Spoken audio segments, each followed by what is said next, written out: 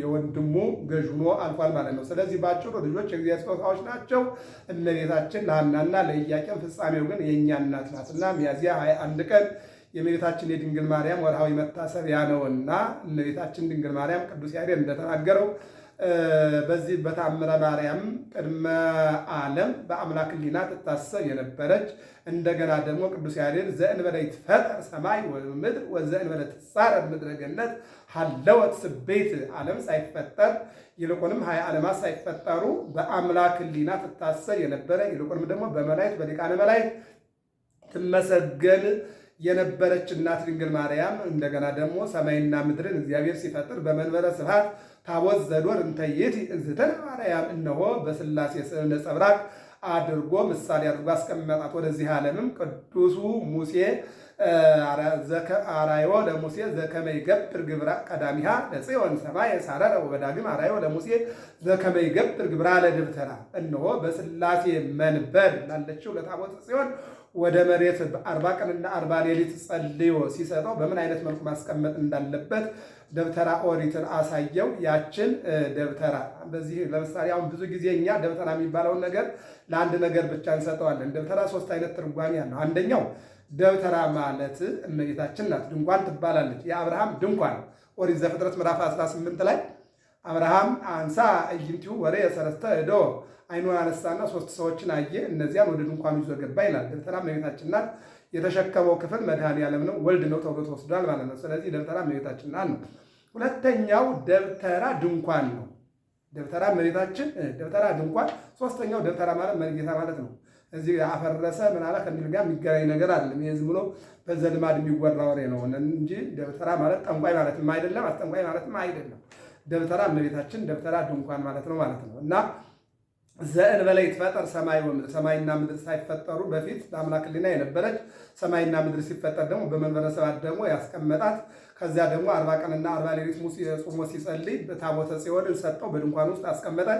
ያ ድንኳን ከዘመነ ሙሴ እስከ ዘመነ ሶሎሞን ቆየ። ሶሎሞን ትልቅ ቤተ መቅደስ ከሰራ የሶሎሞን ቤተ መቅደስ እስከ ፍልሰተ ባቢሎን አገለገለ።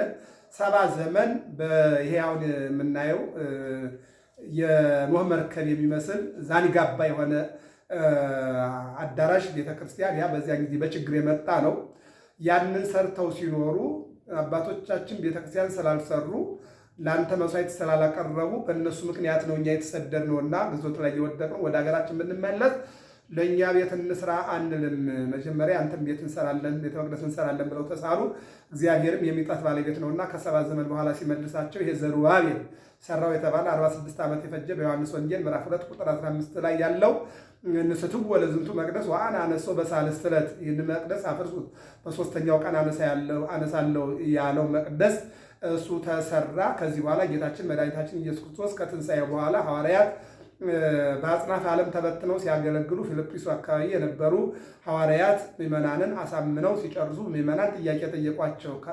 አምልኮታችን ካስተዋችሁን፣ ሃይማኖታችንን ካስለወጣችሁን የምናመልክበት ቤተክርስቲያን ስሩልን ብለው ጠየቋቸው። ጴጥሮስ ለዮሐንስ ዮሐንስ ለጴጥሮስ ተነጋገሩ። እንኳን የእግዚአብሔር ቤት የሰው ቤት እንኳን እግዚአብሔር ካልፈቀደ አይሆንም ብለው ወደ እግዚአብሔር አመለከቱ። ሰኔ 20 ቀን መድኃኔዓለም በሐዋርያት መካከል ተገኝቶ አይመልመለ ሰለስተ አይባን 3 ድንጋዮችን አለሰለሰና አንዱን መቅደስ አንዱን ቅድስት አንዱን ማኅሌት አድርጎ ማርያም መቅደስ ዘይትትነሰት በትረ ሃይማኖት ዘይትጸን ምስባኮሙ ለቅዱሳን የቅዱሳን መጠጊያ መደገፊያ የሆነች እመቤታችን ለአማናዊቷ ቤተ መቅደስ ምሳሌያዊ ቤተ መቅደስ ሰራላት። መቅደሷ ወደ መቅደስ ገባች ይላሉ መተርጉማን። መጀመሪያ በ3 ዓመቷ መቅደሷ ወደ መቅደስ ገባች ይላል። እዚህ ላይ ደግሞ ፊልጵስዩስ ደግሞ ለታቦተ ጽዮን ለድንግል ማርያም መቅደስ መታሰቢያ ሲሰራላት ለመጀመሪያ ጊዜ እመቤታችን ወደ መቅደስ የገባበትን ነው እንግዲህ የምንመለከተው ማለት ነው። ስለዚህ ማርያም ማለት በአጭር አገላለጥ ማር ስንል የምድራዊ መግቦት ጣፋጭ ለሆነው ባይገልጣትም ለምሳሌ አሁን ወርቅ የእመቤታችን ስጦታ ወይም ምሳሌዋ ሆኖ አይደለም። ነገር ግን በምድር በጣም ጣፋጭ ስለሆነ ማር በማር ተመስላለች። ያም ማለት በገነት ውስጥ ያለ ፍሬ ነው።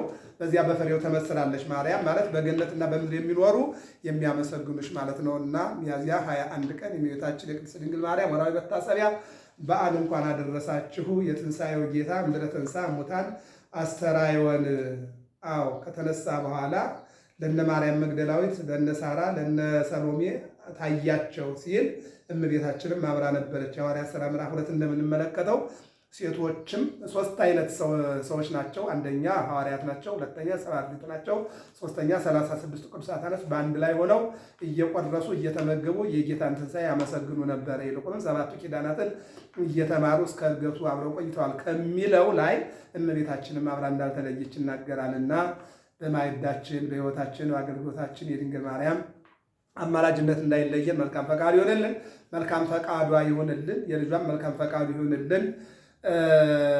ገብረ መስቀል ሚዲያ ነው። ሰብስክራይብ፣ ላይክ፣ ሼር አድርጉ። ራዕየ ዮሐንስ ትርጓሜ እየተማርን ያለ ነው።